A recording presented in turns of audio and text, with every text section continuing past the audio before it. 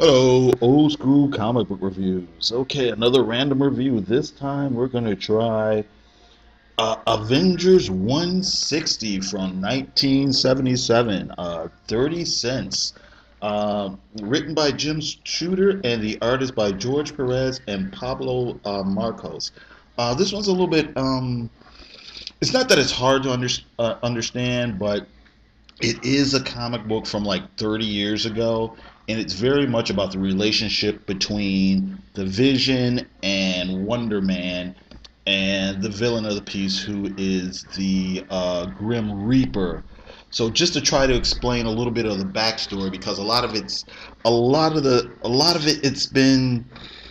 it's not so much that it's been retconned or ignored. It's just that the Vision's origin has been like revised and added to a few times over the years.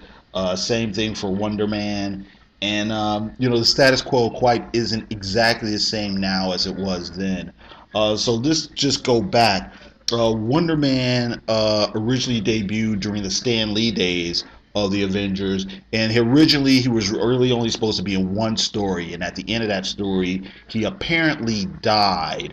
Um, Fast forward a few years later, Roy Thomas introduced a villain called the Grim Reaper, and the Grim Reaper's whole shtick was he was Simon Williams' long lost brother.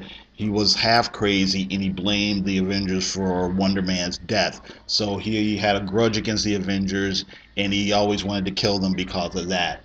Not very long after the debut of the Grim Reaper, Roy Thomas brought in the Vision, and the Vision, for people who aren't familiar with the character, is basically an android, and part of his creation, in order to give him independent thoughts and emotions and things like that, his brain was based on the brain patterns of Wonder Man, who at the time was dead. Okay, and la di da di da, comic book science, so on and so forth. Okay, now this is back in the early mid '60s. Fast forward to the mid '70s, Wonder Man has been dead all these years. Literally, like in real people time, they hadn't used the character in like about 10 years. Uh, at the end of 1976, the character comes back to life. He's kind of wandering around, moping around. First, he's kind of like a zombie. Then he gets his consciousness back, but he's not too sure why he's alive and what's going on. And this is vaguely around the time that this story takes place. Wonder Man has come back from the dead, uh, but he's still not too sure of his place or what's going on. The Vision is on the team. He's married to the Scarlet Witch, so on and so forth. But the two men, even though they have different different personalities. They don't share the same memories or anything like that, but they do have the same sort of, like I said, brain waves and brain consciousness. Now in steps the Grim Reaper, who is, like I said, the brother of Wonder Man, and that's what this story is about. It's called The Trial, because he's pissed because on one hand there's an android walking around with his brother's brain patterns, and now as far as he's concerned, some new dude is walking around in his brother's old clothes. So that's what this story is about. Basically, when we open up the story, half the Avengers team is like leaving. The last issue's adventure has wrapped up, and Cap, Iron Man, Thor, Hank Pym and the Wasp and the Wizard, all fly away to go take care of personal business, and the only people who are left are Wendy, the Vision, Wanda, Scarlet Witch, T'Challa, the Black Panther, and the Beast. This is another interesting thing, because it's back in the mid '70s, and the Beast is an Avenger now. However, during this time period, even though he's still the brilliant scientist, they really kind of played down that aspect of his personality and played up the jokey, humorous side of it. And in this particular story, the last couple of adventures, he really didn't do very much, and he's kind of feeling bad about that. It opens up with him, thinking about how the good times he had with the X-Men, and how he hasn't been a key factor in battle this go around. Maybe he isn't cut out to be an Avenger, with all these other more powerful people and so on and so forth. And of course, in comes the Grim Reaper. Grim Reaper's sneak attack knocks out all the Avengers, captures them, shackles them, has these wristbands on them that negates their powers and will send them into shock and so on and so forth, so they can't fight back. And he sets up his mock trial. Like I said before, to determine, okay, two men cannot share my brother's identity. One of these men must die. He sets up, he kind of forces T'Challa Black Panther to serve as counsel for the accused, and it's actually it's a pretty tight story. It's pretty nice. There's a little emotionalism going on, and it's pretty fun.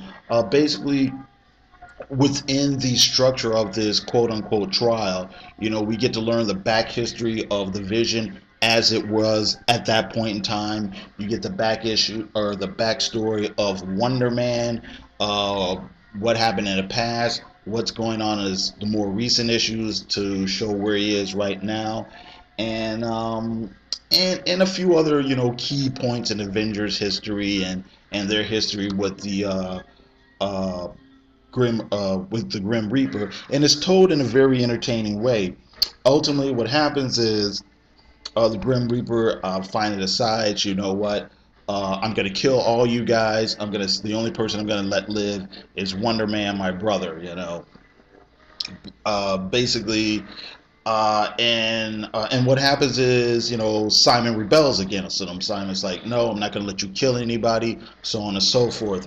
The bands that were attuned to each character's very specific molecular structure doesn't work on Simon because he's different. There's a scene where T'Challa goes, listen, he says to the Grim Reaper, I don't know what your plan is, what your game is, and I don't even know what's going on with Wonder Man, but you know what?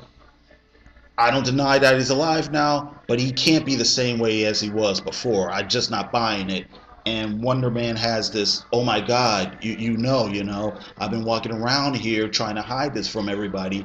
And he takes off his goggles, and you see that there's, swirling energy behind his eyes. Matter of fact, he doesn't even have eyes the way it's drawn here. It's just bizarre, Kirby-esque, living energy flashing out. And like I said, Simon rebels against the Grim Reaper. They have a big fight. It's kind of, he knocks him out, of course. But it ends on kind of this kind of, poignant note. You know what I mean?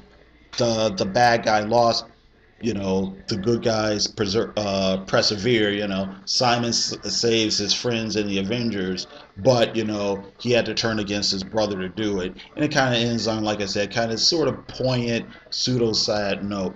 Like I said, it's a fun issue. It's well written. It's really tight. I think it's one of Jim Shooter's better issues of the time. This issue also kind of hints at certain things that are going to happen in the next several issues. Certain things that are going to happen with the Beast, who the villain is, the next issue, and how everything kind of plays out, and so on and so forth. What the real nature of Wonder Man is, and everything like that.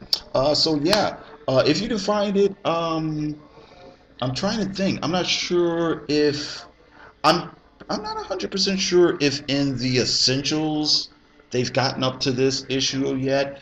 They may have. I'd also say, look online or go to your local comic book store. It's not going to be that much. But if you can ever come across it, definitely check it out, read it. You've got some really, really, really, really, really nice art by George Perez and Pablo Marcos. And that's it. Okay, I got to thank you very much for listening, and everybody has a good day.